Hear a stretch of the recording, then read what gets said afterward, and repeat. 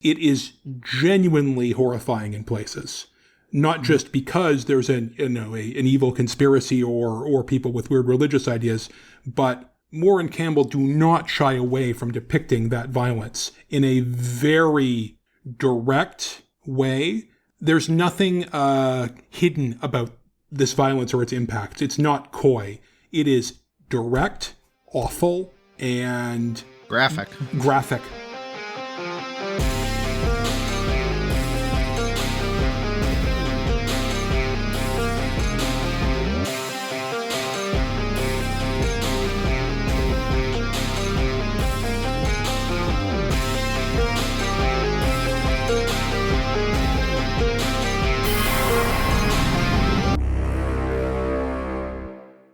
Welcome to the Skiffy and Fanny Show's Reading Rangers.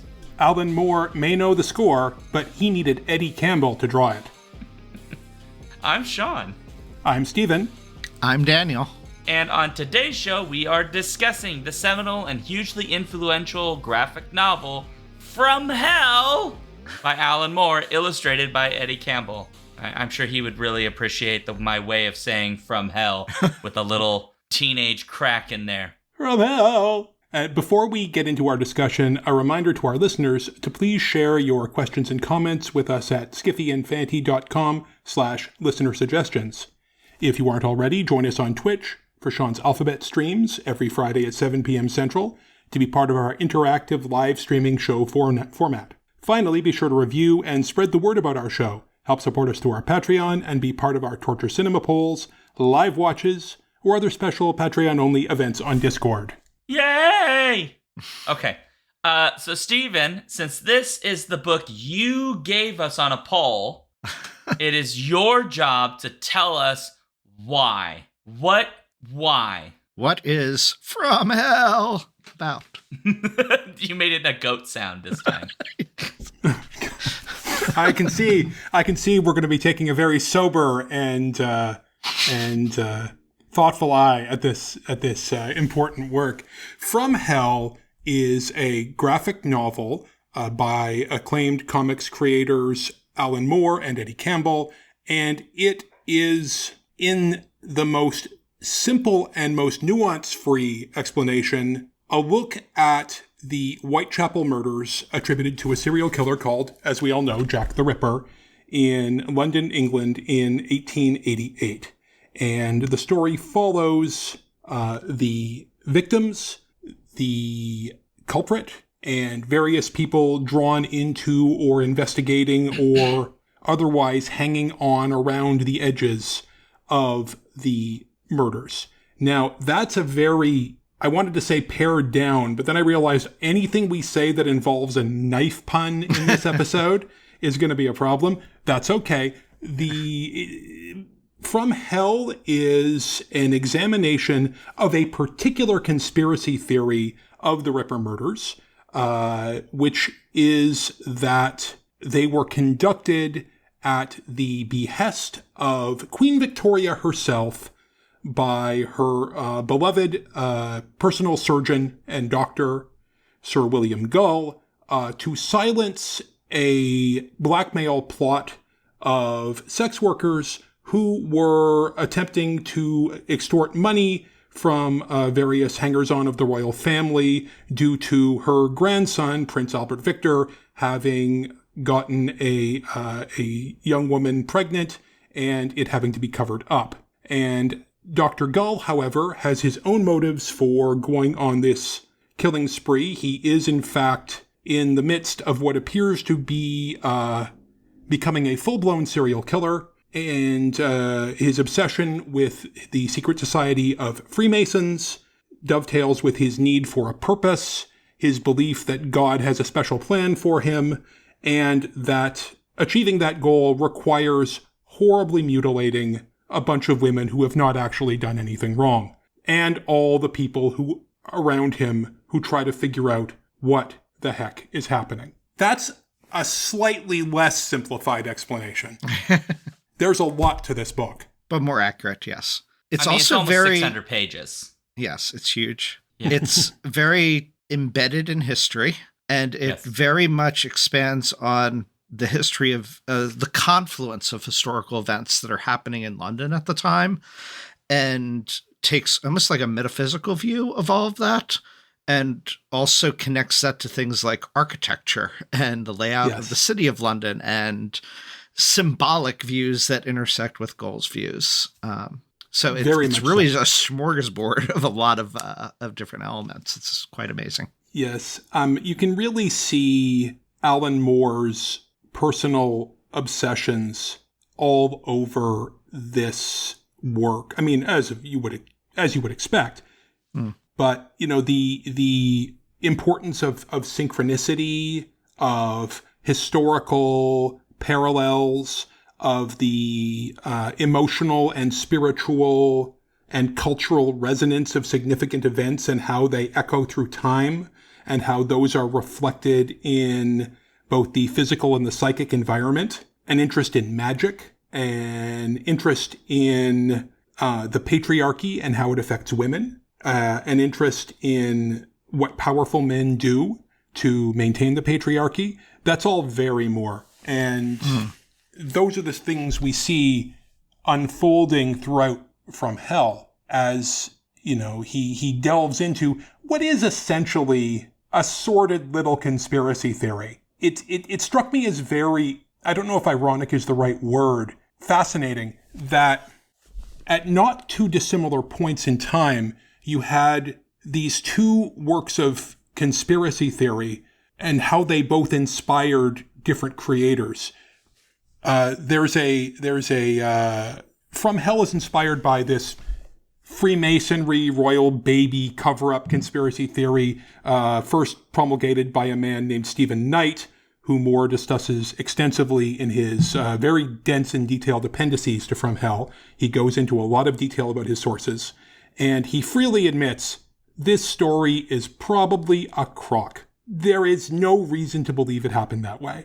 There is very little evidence. It's all a morass of clues and theories and little bits of information that people have tried to make stick together. But that's what fascinated Moore about it. So on the one hand, you have From Hell, this frankly great work based upon this sordid little conspiracy theory. And on the other hand, there was another book, and tell me if you've heard of this one, called Holy Blood and the Holy Grail, which was which was very popular in the 80s and in the conspiracy chic era of the 90s. And that is probably best remembered today for being a fairly direct and obvious inspiration for Dan Brown and the Da Vinci Code.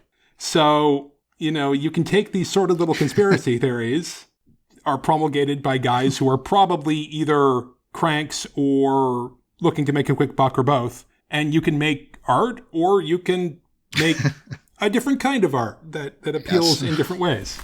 I just thought that was cool. Yeah, two very different directions that they're windows onto something bigger. And I find it kind of interesting that in that way you have a confluence of things too, right? Synchronicity of things that's very similar to what Moore is dealing with here, where he takes funny little random things in history and shows how they influence events in the story of the Whitechapel murders and the lives of those involved in it, which is somewhat parallel to how this work by Knight ends up influencing Moore as being a doorway into him entering into this historical study and really doing incredibly in-depth research into all aspects of the time and place and personages involved in what's going on here. Yeah. This is some deep cuts as, but again, pardon the pun. Alan Moore and the depth he takes in his work lends itself to that, right? I mean, Jess Nevins, I first became aware of Jess Nevins, the comics and pulp historian, via his work on Usenet, to date myself.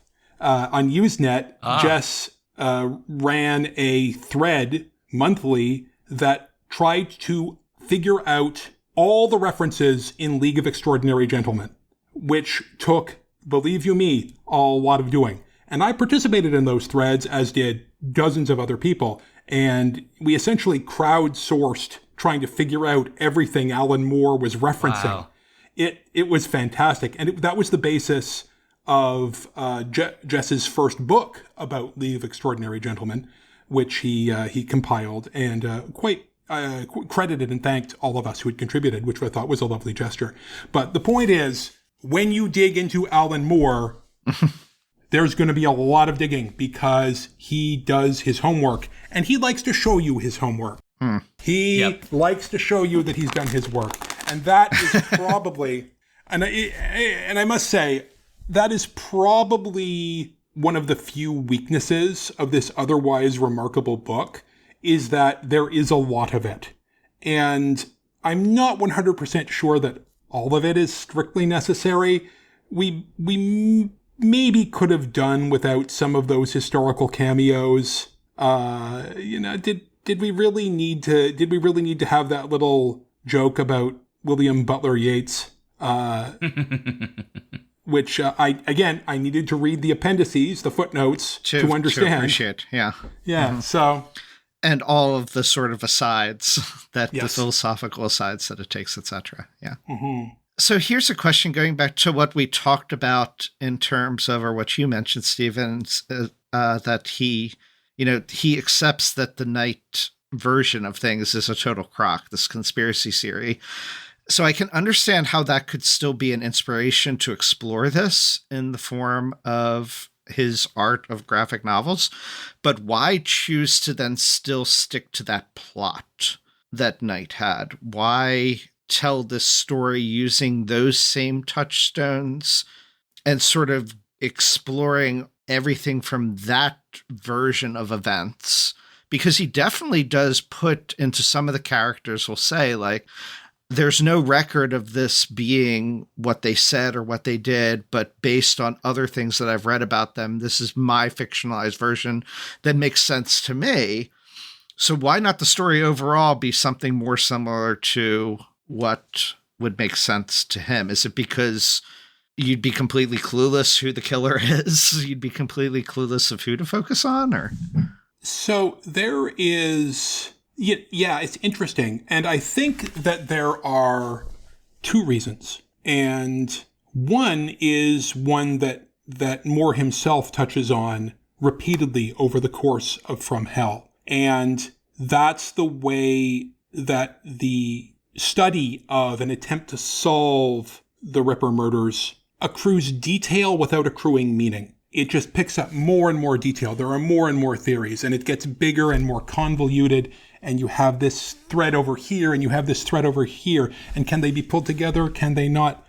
It is essentially a perfect example of what the great science fiction author Malcolm Older calls narrative disorder, right? Our need to make a story out of things.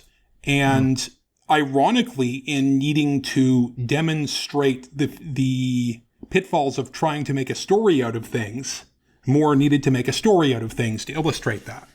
So I think that's part of it. I think that's it's an illustration of imposing the need to make meaning on a fundamentally unknowable event and the disadvantages that come with trying to do that. But I think there's more. Moore makes it clear, again, at several points throughout the book, in the detective Fred Aberlin's reaction after the fifth and final murder, in the extremely disturbing interlude involving the conception of Adolf Hitler, in his appendix, that he sees the Ripper murders as an inflection point. It is the point when the Victorian era, even though it would daughter on for a little bit after that, that's when the Victorian era died. And that's when the 20th century was born. And going with Knight's theory pulls together all the most Victorian elements in the most satisfying way so that those elements can all be part of the mosaic.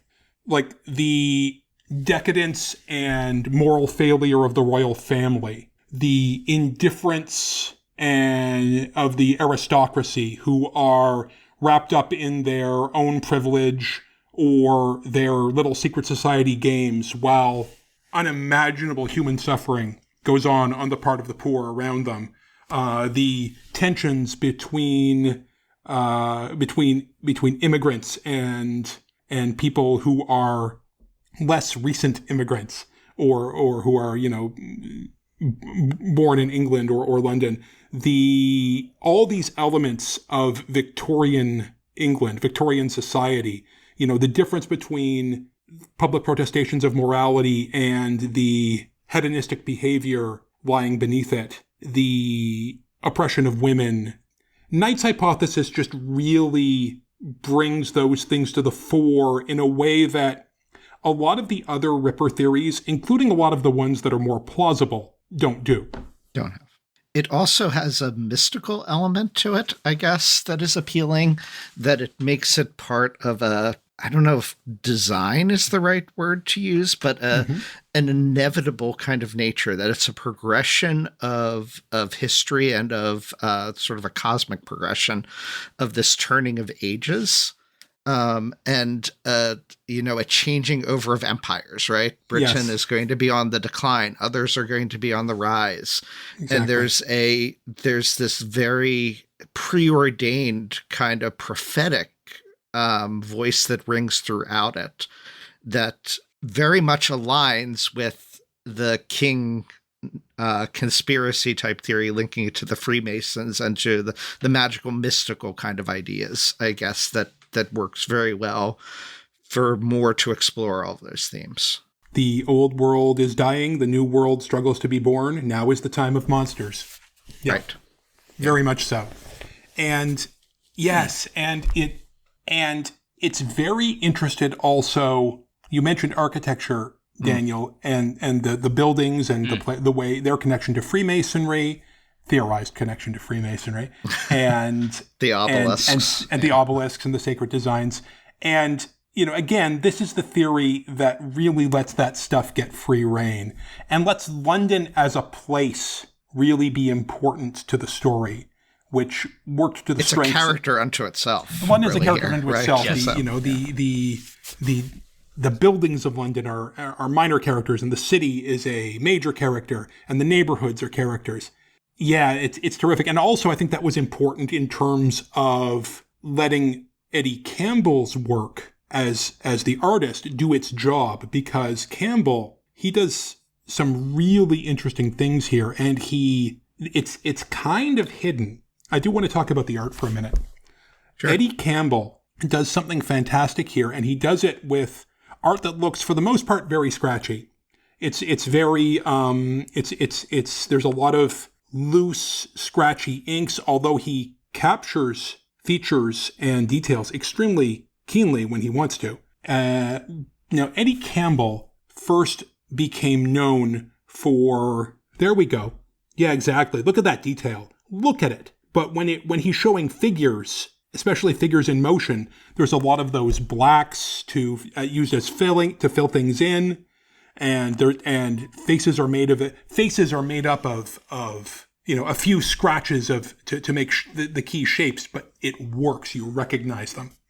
Campbell came to prominence through two works. One, which was sometimes called Bacchus and sometimes called Dead Face, which was about a few holdout Greek gods surviving in the modern world, making their way and having kind of down on their luck adventures. And the other was a not autobiographical, but autobiographically inflected series called Alec, which was essentially just a series of extremely keenly observed slice of life stories about ordinary people in working class Britain. And it is that eye for detail and his commitment to using seemingly simple techniques that really grounds this, let's face it, extremely complicated and very weird story, and makes it work as a cohesive whole. The entire book, hundreds of pages, and it's mainly in a 9-panel grid or variants thereof. You'll get a wider panel sometimes or one that takes up more of the page, but it's all proportioned on that 9-panel grid, 3, 3, 3, which again, like for all I know, he was doing his own sacred geometry in there. Yes. So, but his attention to detail, because those are incredibly well researched backgrounds and visuals, and his naturalistic eye and his ability to filter that naturalistic eye through these expressive loose lines really grounds the story, and it makes the characters clear and distinct, and it makes the action, which involves a lot of quotidian stuff interspersed with shocking moments of violence, really effective. So I agree with most of what you said, and I would add that I thought he really effectively, with those lines, how he drew the ink, he very effectively conveyed different emotions. Yes. Through that, and was able to really reach a remarkable range. I don't know if it's something to do with my brain or how I interpret images. I actually found it extremely difficult to realize who characters were. I very clearly got emotions and general feelings from the images, but from just looking at the images, and there are a series of panels sometimes where it's just the image happening, I had it, again, it might be my interpretation, maybe why I always struggled with graphic novels and comics way more than written word. I struggle with figuring out what that image is supposed to be conveying to me, particularly in terms of like a plot. And so there were times where I wasn't sure who characters were. I would get the emotions. And for those, I ended up having to turn back to the appendices to read a description of what it is I'm looking at, to be then able to turn back to it. So in some ways I felt frustrated with that, but at the same time I felt this gratitude that those appendices were there for those explanations to kind of as a crutch to help me. I also don't know if that's maybe just my inexperience with, I don't have the familiarity of looking at images and trying to get a story from images, but I don't think it's entirely your unfamiliarity. That this artistic style is, I would agree that it is. I would not like start somebody who's just getting into graphic novels with, I mean, the content alone, I probably wouldn't start them there, but like the artistic style, I think is, to me, it comes across as almost immediately feels blurred, chaotic, rough, unfinished, and I don't mean that as insults. That's just how it is. And it took me a minute to kind of figure out, well, why this stylistic design, until we started to get some of the like really well drawn, like deliberately clean images, frequently of city elements like spires and churches and so on. And that's when I realized, no, this is all deliberate. This isn't like, it's just his style, although it may very well be his style. He's capable of other forms of artistic expression here. He can give us, effectively architectural drawings. But these other scenes, to me, they came across as the story was progressing as these scenes are often less distinct in terms of their sort of perfection of the lines, etc., in part because what's happening in all of the narrative elements is less pure and directly presented to us in terms of its narrative coherence. It's murkier. When we have Gull, for example, going on this endlessly long, conspiratorial, philosophical, religious rant, esoteric, magic rant, while he's taking us on a tour of the city, which by comparison is much more coherent at that particular moment. So there is, I don't know that I've quite figured it all out, but I think there's a tension being put between those two presentations that I think is really important. And yeah, that's an area where I would spend more time. So what I would say then to Daniel is, I don't think you're wrong for finding this difficult. I think if we were just reading your classic Marvel comic book, you would not struggle with that, because I think that visually that would make more sense. Whereas this almost feels impressionistic, or impressionism is not quite the right word for the artistic style, but that's the word I know, so I'm using it. That's what it feels like to me, which is why when you said that this idea that you can kind of get the sense of the emotion from them, but not necessarily feel confident in who the characters are in that moment. I immediately thought, well, that's because it's the impressionism element of it. Yeah, I think you're both onto something, I believe. I mean, firstly, this is not an entry-level graphic novel, and reading sequential art is something you need to learn. It's not always intuitive. This one is not intuitive in many ways. It's a challenge. And there's also Campbell's style, which does tend towards, that approach that you were identifying, Sean. And also, there are some deliberate games being played with identity. Mm-hmm. There is a key point that unfolds through the end of the book that turns on a question of identity, which I don't know if I should spoil, because it is really quite important, but it's deliberate. Yeah. And of course, the fact is, this is about an unknowable mystery as well. Yes. So there is deliberate confusion being sown over and above the question of identity. In Dance of the Gullcatchers, the comics form appendix after the appendix that sums up Moore's thoughts on the Ripper murders, the theory, Ripperology, the origins of the theory, the failings of trying to know things at all. In that, he and Campbell sometimes play a trick of repeating panels to illustrate their points with different characters subbed in the key roles. There will be one where Gull, who we've been following all along as the murderer, is performing some act, and then they'll repeat it with some other character who's been tertiary to the story, dropped in, who's the subject of someone else's theory. It is a point that there's something going on that is beyond understanding, and we will never know the answer. And historical forces are at play here. Complicated issues of politics and class and power and all the tensions in society are being enacted. And different people could have played those roles. It all depends on what your theory is.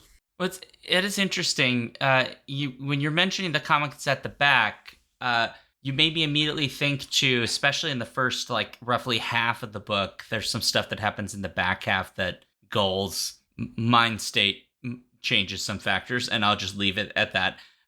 But there's this interesting thing that happens in the story where once we kind of figure out what Gull is doing, and he's now hunting down these 4 women who are basically trying to blackmail the crown about this secret baby that exists, right? And there's a whole thing with the baby too, whatever. But there's this moment where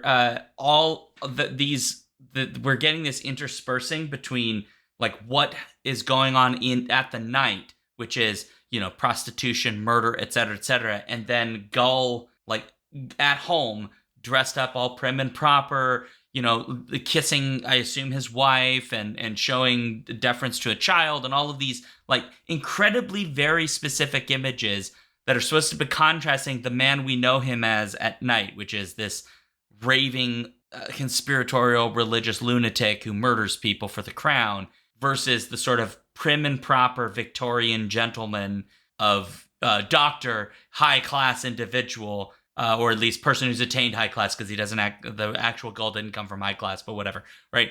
That contrast is I thought very interesting.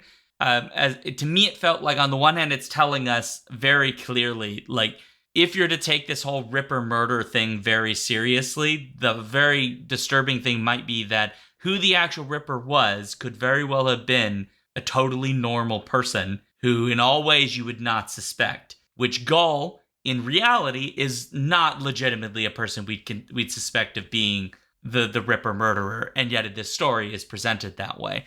That to me seemed really important, I think, visually to convey without directly telling us that here is a prim and proper man of well-educated background, etc., who we all know, all of us, is a raving, magic-loving the religious nut job who murders people for the crown, but by day is loving father and all of these things. Exactly.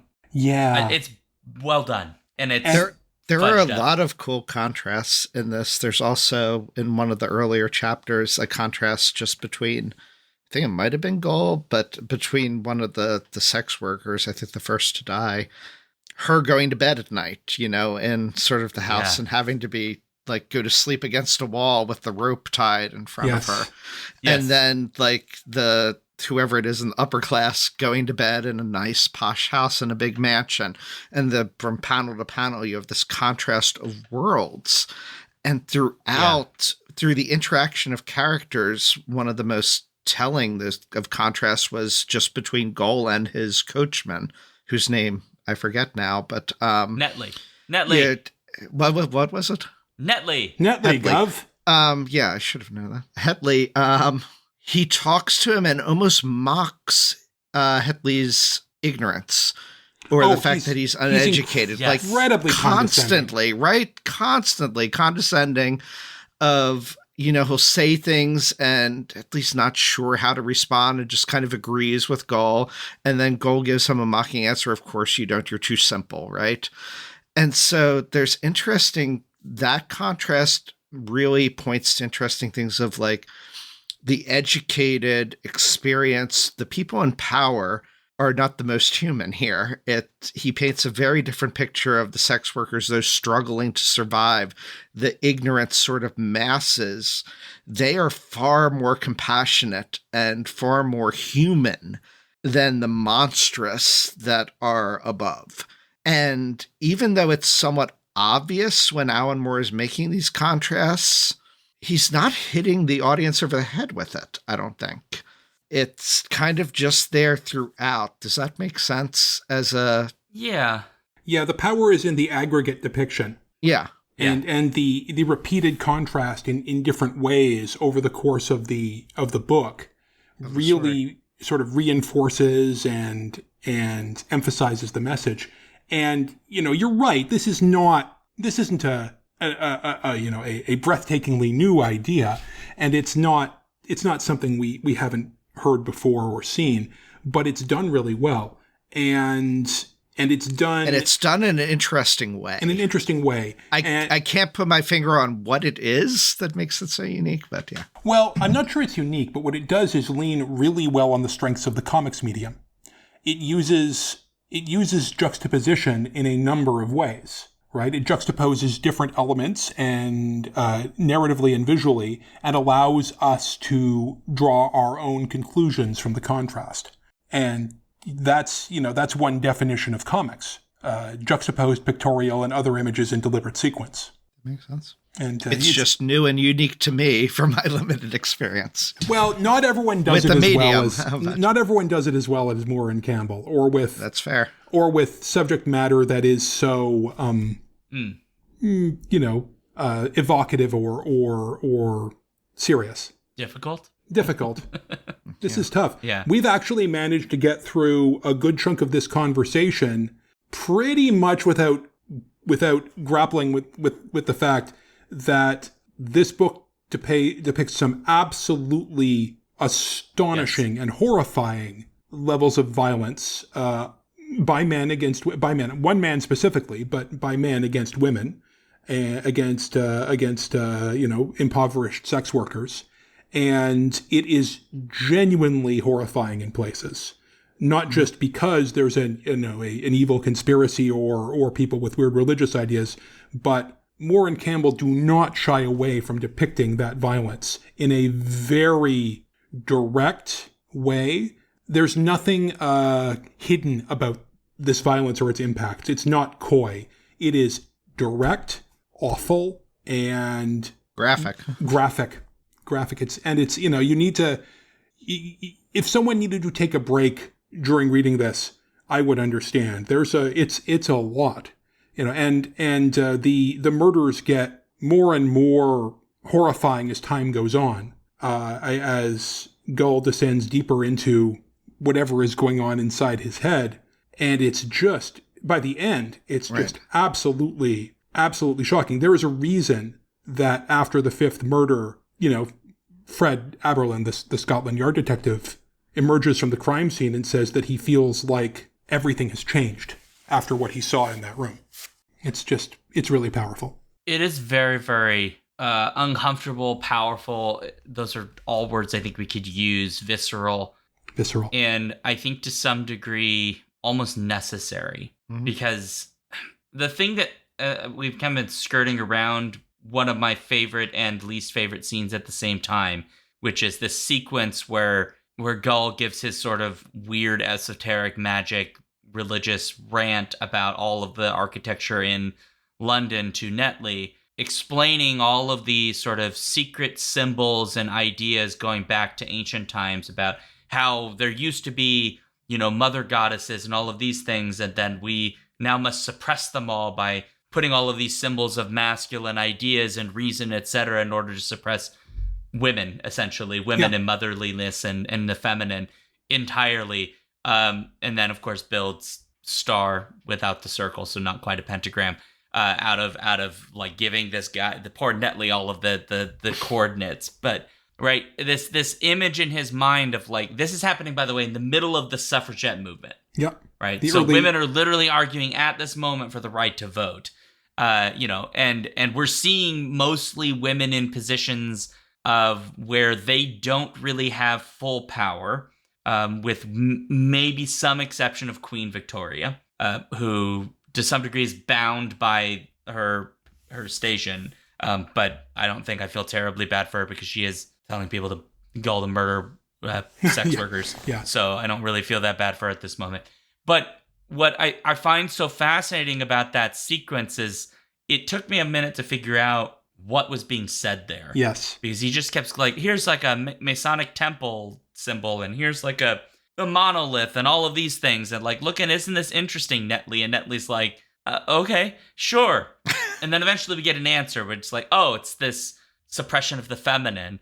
And then he keeps going and going and going and going until you get to the end, and you start to realize that Gull is not mad. He has this deep religious conviction that what he is doing is in order to preserve a version of this world that must put men in power. Men must have power over women, period. And we cannot allow women to rise up and also to assert their symbolic power as well. So women must be suppressed, not only quite literally, physically must be suppressed, they must be symbolically suppressed at all levels of society. And that is... He has a perverted sense of the holy. Yes, an incredibly perverted sense of the holy, and it takes misogyny to like a level that it is hard to fathom, because it is so much more than just, I hate women, women don't deserve rights. It's like women are inherently dangerous to men and must be suppressed for the good of the masculine and the sun god, which of course is a dude for reasons, even though suns, whatever, could be girls, I guess, if they wanted to, right? And I bring all of that up because it, when you put this in line with the violence, the kind of violence he commits against women's bodies in this is simultaneously that kind of insanity that's sort of implied in what he's imagining, right? It's just sort of this frenetic killing, but it is also very measured and has symbolic force in the way that is, like the very first murder, he literally takes one of the organs out, right? He guts her and takes an organ out. And there is obviously ritual in the way that she must be killed, because he says you must take the Masonic, like, left to right way, which is how they assassinate people, I guess, too. So there's all this symbolic force as a part of that.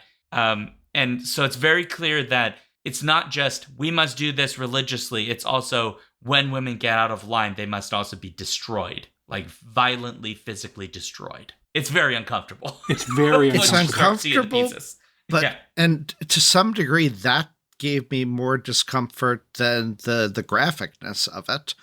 Partially, it's because I'm, a fan of horror movie, a fan of slashers. So that aspect, the literal seeing of things, doesn't bother me as much as sort of that casual, ever pervasive sort of aspect of it that's a violence of a non-literal type or direct type, was really striking. And it also, I guess, for me, gave me, I don't know what word to use, perspective or insight, but you hear about the Ripper murders. This is a work of fiction. It's based off of a nonfiction book that probably is a bunch of hokum, but Jack the Ripper was very real. The details, the facts of what was done to these women is very real, right? And reading about that and just reading those sort of like an autopsy type report of what was done to those bodies is one thing, but then to connect that to what does that mean for the psychology of the person that did that? What does this mean if it was symbolic, what it was done, whatever the reasoning was in reality for those murders? What are some possibilities in terms of what that viewpoint was? That is really frightening and difficult and uncomfortable to ponder. Mm-hmm. And this book forces you to think about that in a deeper way than just reading a history of, Jack the Ripper perhaps does. At least that's what it was for me in reading this. Agreed. Can I just say a nice thing about the actual Gull? Because he's a real person. Yeah. By the way. William Gull was in fact a real physician for his time. And there is a note that says that he did advocate for allowing women into the medical field. That is something that he did in real life, which I think becomes very difficult to compare to the Gull we get in this story. Which, when you'd mentioned, right, this idea that there's the very real stuff, there's lots of very real people and references, and I'm sure lots of things in here that are more or less accurate, true things.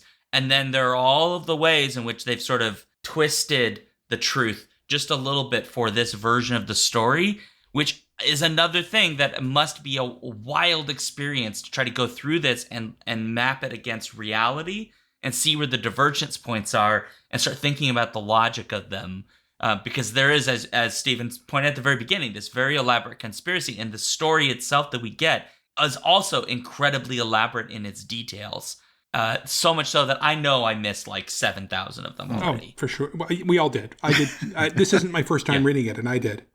I want to add, Sean, based on what you were saying about the historical Dr. Gull, it's not in this collected version that I read and that you read and or that is most widely available today.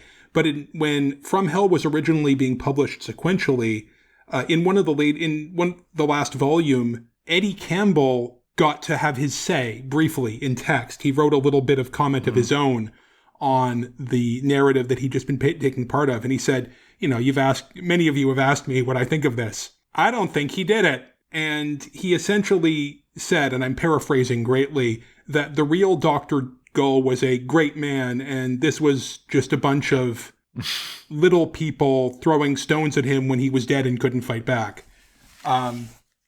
Which I thought was... And by the way, remember, this is a crock. Yeah. So, it's important. It's important to remember that liberties were taken. I do think that's super important, though, because if you... it's so much of how we even talk about the base subject of the story, that Jack the Ripper murders, is mythologized already. Yes. And so trying to make this story, to take this story at face value as it's not advertised to us as a historical narrative. It is set in a point in history, but it is not itself a historical narrative. And so that would be something I would really caution anyone from doing, is don't come to this looking for the true story. You are getting a sort of almost alternate history reinterpretation of the past that is itself really it's more metaphorical than it is literal in that respect. But it also, more makes really clear, I would say, particularly in those appendices, the footnotes, what here is absolute fact, what here is interpretation, what is extrapolation, what is complete fiction. He's fairly good at making it clear, because it is very historical in some regards, but ultimately in other details, it's completely unknowable, as Stephen said. Yeah. There's Stephen. Oh, go ahead. thanks. There's the epilogue as opposed to the appendices, where two of the characters who survived to later in history are together and reflecting on their experiences, and they're in a graveyard reflecting and talking about what happened now years in their past. And it's you know what, they're right in the introduction, so I'll just say it. It's Aberlin and Lees, and Aberlin says it's all just stories when all's said and done, and Lees replies, but that's just the thing, it isn't just stories. Those women really died. And later on, they're talking about how this huge, complex thing that they only know the sort of the fringes of, but enough of the truth to know that they can never, really speak about it. And Aberlin says, it makes you wonder how much of the world is true. And I think that's more warning us. Yes. Yeah. Both those things are more warning us, and also grappling with his own feelings about what he's doing. So speaking of taking liberties, before we end or wrap up on anything here, I do want to bring up the movie. Oh God, I never saw the movie. Oh no! So you've never seen it? Okay, Never saw it. I saw the movie back when it originally came out, before I even really knew what it was based on or anything, and so I found this a really interesting experience of reading just how wonderful this is in comparison to the movie that's so watered down, taken just to the plot, and is missing all the nuance and all of the. I mean, it's been a while since I've watched this, so maybe I'm remembering the movie more harshly than it actually is. But Sean, you've seen the film, correct? No. Oh no, you haven't. I'm good. Oh, okay. I don't plan to. Have we? Yeah, Have we? I'm have we kind of just found a curious new, to watch it again now. Have we just found a new torture choice? Yeah, we might have to do that. Yeah. Although, has torture Is done there League of any- Extraordinary Gentlemen? Because that I've heard is very bad as well. I'm pretty sure we've done. My question because there are supernatural elements to the graphic novel, but does the film maintain those? Not that I recall. Okay, then It's I pretty don't know much, that it as I technically recall, qualifies. it's pretty much set up as a straightforward plot with the conspiracy theory and a by the numbers kind of like crime story. This is like the problem of adapting more in general, right? It's almost nothing you can't really adapt more. It's sort of like how they adapt Philip K. Dick, where they just take the concept and then that's what they use. Because if you tried to actually adapt Philip K. Dick's novels just as if you adapt, like, I don't know, actual Watchmen, it looks bananas, I would imagine, on screen. Yeah. Yes. It works in the comic form, I think, precisely because the comic form, like, you can manipulate the space and time, etc., in a way that I think comic readers or graphic novel readers aren't put off by. But if you create that in a film space, it just becomes disjointed and confusing. The film could have at least brought in some of the themes a little more strongly. Well, yeah, they could have done that. In any case, maybe we will need to have that for a torture. And I can maybe one day. We haven't done that as a torture theme of just adaptations of Alan Moore, because there should be enough out there in terms of bad adaptations to make a notoriously poll. said it. He's notoriously said he hates Hollywood, basically, because they destroy his productions. So he's not a fan. Yeah. Although he's perfectly happy for his collaborators to get a check. He's pretty decent about that. Fair enough. I don't know. I think the best Moore is still probably Watchmen in terms of adaptation. In terms of adaptations? Screen. Oh, yeah. I didn't see that either. Oh, well, it's good. The TV show is not the same story at all, but is also very good. So, what is your opinion, Stephen, of I've heard there's a sequel to Watchmen, the graphic Beyond novel? Watchmen? No, I thought it was called something else. There was a prequel series, and they've done various things with the characters.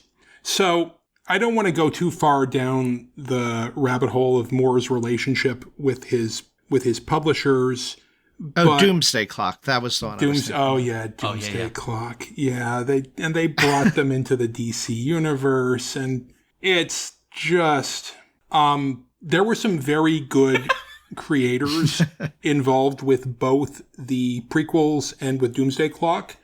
but I will never read those because they were bad. Creatively, it was a bad idea, but also ethically, it was a real abuse of Moore and a good faith agreement he made with his publisher many years ago that they had more or less completely disrespected and have done for 40 years. Oh, yeah, he wasn't even involved in it much. Oh, no. Yeah, not at all. Okay, I hadn't even realized. I thought he wrote it or something. He will not even take the money. That's how mad he is. Yeah, but that's a longer story than we have time for right now. Yes, for another time. That's true. Yeah, for another time. So there was a question in chat, and I said in chat that I would make sure that we answered it, and that would be the question of why did we end up with this particular work? So why? Yeah, so we were talking about another graphic novel we could have as a subject of Reading Rangers, and I had gotten interested in an acclaimed Argentine science fiction comic called The Eternaut, or Eternaut. I don't know how you pronounce it. Eternaut, which is apparently which came to my attention because I'd never heard of it because it had a recent Netflix adaptation, and people were doing that thing that often happens of saying, look, quality of the adaptation aside, this should really tell you to go and read this work. So I thought maybe we should do that. It turns out that unfortunately, this seminal work of Argentine comics, which exists in two different versions, one from the 50s, one from the 60s, is not easy to find in either version. It's very difficult to get a hold of. I had trouble finding any but electronic copies via my library.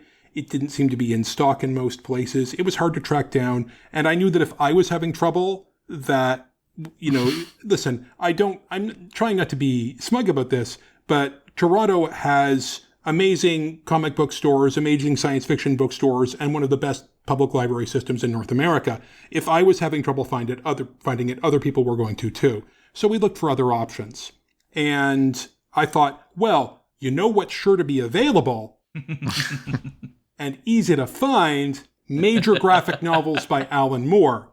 So I suggested a few different ones, and we sort of narrowed it down to From Hell. But they weren't easy to find. I was really surprised.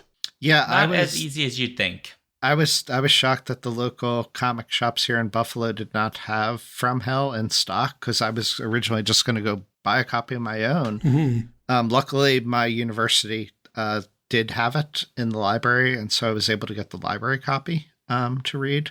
But yeah, all the ones that Stephen had originally suggested, I was just trying to can I just support my local store and get that? And nope, not there. Yeah, it wasn't. Which I was surprised about. But the idea was last time we had done a modern day, more recent graphic novel, and so this time around, I think we had said maybe we could do something classic, particularly since some of this sprang out of my conversations of I didn't have much experience reading graphic novels, yes, and so true. I had talked to Stephen about hey, introduce me, convince me that it's worth reading these. And so he's already succeeded. I mean, the first one, I didn't make the episode, I don't think. I think I was sick or got otherwise busy. Oh, boy. But I had read it, and it was one of the best things I've ever read. The Deep Dark? So yes. Fantastic. Immediately after that, I was like, okay, I want to read more of these now. Yay! Daniel, if I had known when I went... So you sent me the options, and then I just went... I literally decided from those options. So the reason we ended up with From Hell was my fault. And I was like, yeah. I own one of those already, so we'll just go with that one. Because I was like, I don't have the brain power to figure out where to find books at this point. Which isn't that hard. I get it. But right. So I was just like, I own From Hell. And I know that because this darn thing, which you all have seen, right, is all warped because it was in my backpack and got wet a week after I bought it. Fresh, brand new. So I remember its shape.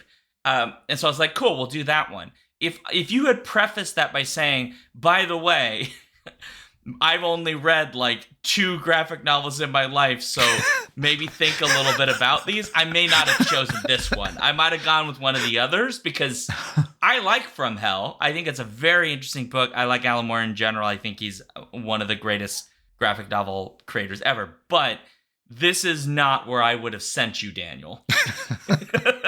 That's all right. This is intense. So next time, we will just read some Hello Kitty. Oh, God. Actually, Teenage Mutant Ninja Turtles would be great. That would be fun. Yeah. Oh, but which iteration? The original black and white comics? Yeah, the original. Yeah. Okay. Oh, you mean, okay, no, I get what you mean. What other iteration Black is and there White other than is like really good. playing off of the kids version? Oh no, Daniel. They're not for kids. Oh gosh, no. No. That is not the origin of the Teenage Mutant Ninja. Okay, we got to do the Turtles, Sean. We got to do the Turtles. There's a lot. Well, of...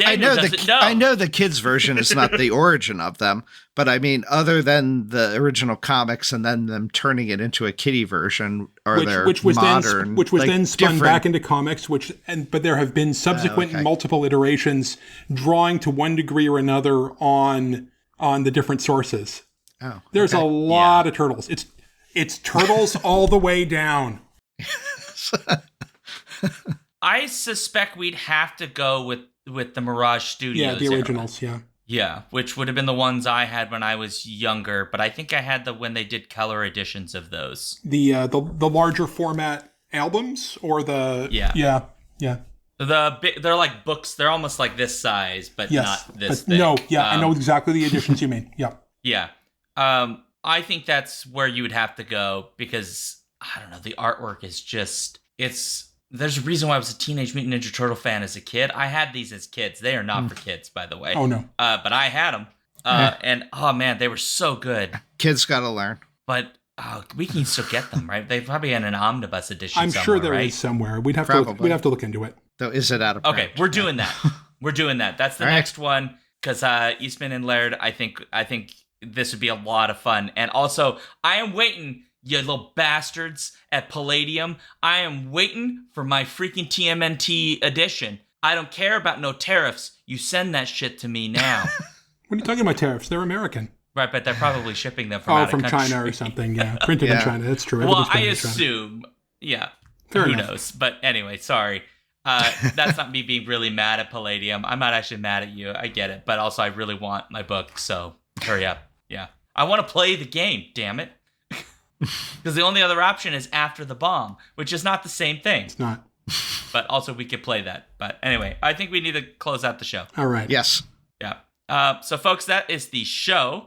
If you'd like to let us know what you thought, if you've read From Hell, for example, and you have thoughts about it, email skiffyandfanty@gmail.com. Or if you are in on the Patreon Discord, you can go to the Discord channel. There's a show discussions channel in there that you can talk about the show. Or you can go to the book channel like us and talk about this book if you've read it.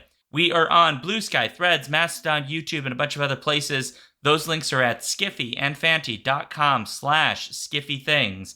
We are live every Friday at 7 p.m. Central on Twitch for our live show. That is at twitch.tv/alphabetstreams. And then if you like what we do, give us all of your money that you don't need for food or legal fees, and then spread the word about us and leave us reviews. And then the place to give us all of your money is patreon.com/skiffyandfanty. Yeah. And so with that, we're going to say thanks to our Patreon supporters. That includes Andrew the Alluring, Cameron the Chthonic, Caroline the Benevolent, Carrie the Divine, Chris the Candescent, Dan the Transient, Daniel the Cultured, David the Debonair, JC the Jocular, Jeff the Gracious, Joseph the Jovial, Juan the Junctional, KB the Kind, Karen the Kickass, Kat the Kinematic, Matthew the Magnificent, Paul the Pious, Phoebe the Eloquent, Robert the Riveting, Robin the Bold, Ryan the Resilient, Sarah A. the Sensational, Sarah E. the Sublime, Sarah O. the Rapturous, Scott the Gentleman, Stephen the Strange, Terry the Thorough, Tanya the Triumphant, Trish the Imperturbable, and Victor the Valiant. Thanks all our supporters. We appreciate you. So if you'd like to find me, I'm at SeanDuke.net. I am Alphabet Streams on this Twitch channel every Wednesday and Sunday at 6 p.m. Central. And then if you just want to find my socials and other kinds of links and projects, SeanDuke.net/DukeThings. I'm Stephen Geigenmiller, and you can find me on Blue Sky at StephenGM. bsky.social. Stephen is spelt with a PH, as is correct and proper. And I write comics and graphic novel reviews for Skiffy and Fanty. You can find me, Daniel, on the Skiffy and Fanty blog and at reading1000lives.com or as Reading 1000 Lives on Blue Sky. Well, perfect. As required by the Skiffy and Fanty bylaws, I must make this happy, which is going to be a challenge because this book ain't a happy book. And so I will just say that I will do this. I got from my library a Jean-Paul Sartre book, which is Existentialism is Humanism. And I don't know why I'm thinking about that, but I just want to mess with your brain. So I'm going to give you just the opening line of this book for you all to think about for your homework. You ready? En français. Hold on. I'm not doing it in French. All right. My purpose here is to defend existentialism against some charges that have been brought against it. That's it. Makes you think. Makes you think. What charges is he talking about? That's going to be in the next paragraph. You'll have to get the book to read it. I saw it in the library and it sounded interesting, and I know it's Sartre. So anyway, there you go. So on that note, happy ending and scene.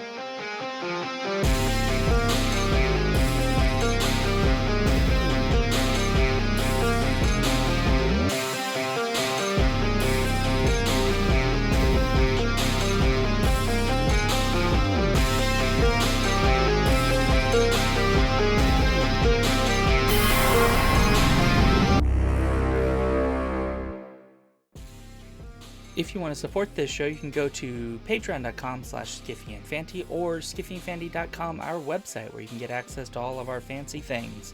Our music comes from Holy Mole. You can support him and his work at patreon.com/holymole. Thank you for listening.